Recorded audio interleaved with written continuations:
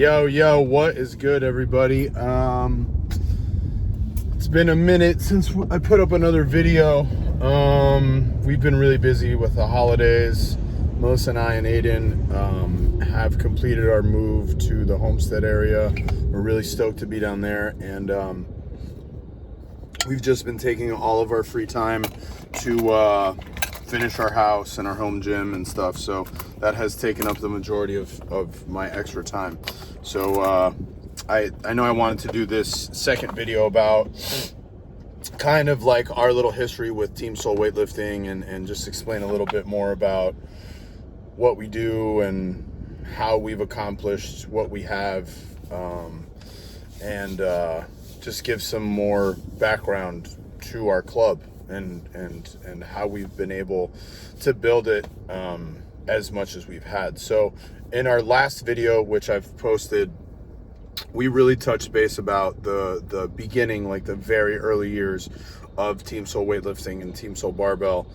And we finished by talking about the MI Classic and like those formative years of our club. And the summary of that video was essentially everything that we did kind of was born as a result of just pure necessity. We definitely had some mentors and some teachers along the way. We didn't really have anyone that like held our hand the whole time and kind of laid out the blueprint and the model, because essentially there really is none. An important lesson that I've learned is you kind of have to adapt whatever blueprint you find out there or whatever the model you think is to your space, to your culture, to your club, to your gym, to your business model. And for me personally, something like the two barbell sports, so weightlifting and powerlifting, it wasn't a huge financial focus for us in the beginning. It was very much, and in still many ways still is a passion project for me and for really everyone at our gym. The amount of hours that we put into weightlifting and powerlifting could really never be paid back. There's like no dollar figure that even makes sense. You know, it's funny, I was having a conversation with someone the other day about like, you know, what would be the number that you would have to sell your gym, and I don't even know. I couldn't even begin to throw numbers out there. It's like such an arbitrary thing, because I don't think I could ever fully be paid back to all of the hard work and effort that but most importantly, our team have put into the gym, and for the purposes of these videos, our weightlifting club, you know.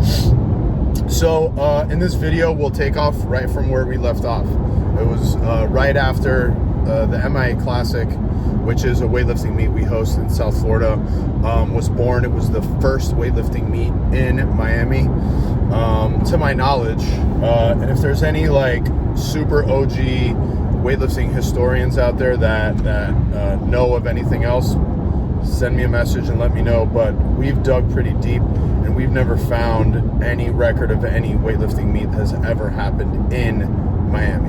Powerlifting, yes, there's been some other things, but at the time, and again, the first year of the MI Classic was in 2010, there had never been any meet or anything.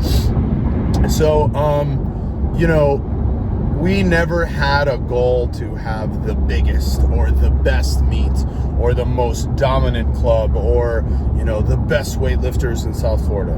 That was never a goal of ours. Once again, everything was born out of necessity. We needed to have a club. We needed a place to train. So we created that. We needed opportunities to compete in Miami, in South Florida. There was nothing. So we created that. And naturally, one thing kind of just led to the other. The dream was always to just have a badass meet and have a fucking badass club. That was it. We never wanted to like take over and be the best. That was never our mission. Now, I do believe that if we stay close to our roots, and if we really like dial in on our core values in our gym and in our program, we will be the best. And I do think that we are. However, that was never the goal, you know. So the first time MIA Classic was 26 lifters or something like that. It was 2 sessions. You didn't have to wear a singlet. We had mixed sessions of men and women. It was mostly dominated by like strong CrossFitters in the South Florida area. A few, pure weightlifters competed as well. And it was a very great experience, and it was mostly a learning experience for us. Danny Camargo came down, and he did essentially hold my hand throughout the whole first meet.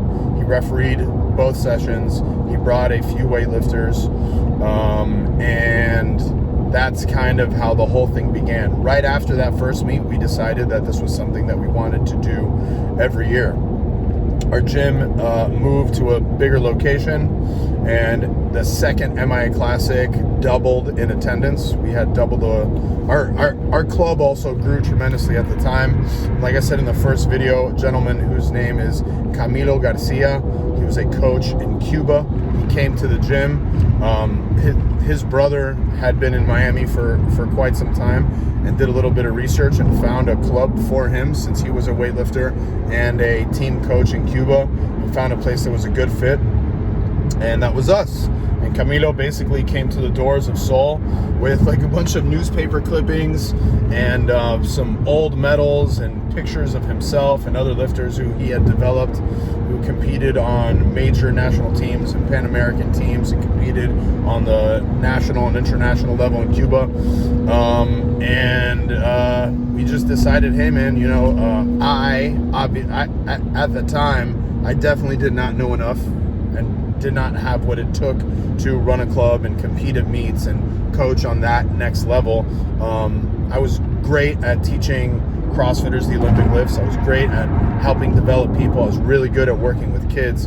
But as far as like taking someone who's developing and making them good, or making someone that's good great, I did not have the skills to do that.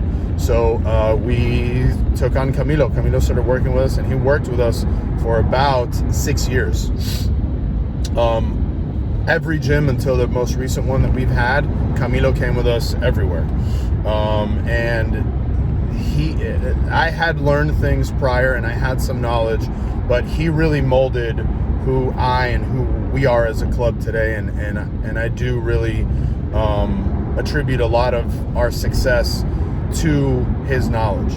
Now, a lot of his practices were very old school and were very outdated. And, we would do things like we would bring out a camera to shoot people's lifts, and in Spanish, he'd be like, what the fuck are you doing? That's like such a giant waste of time.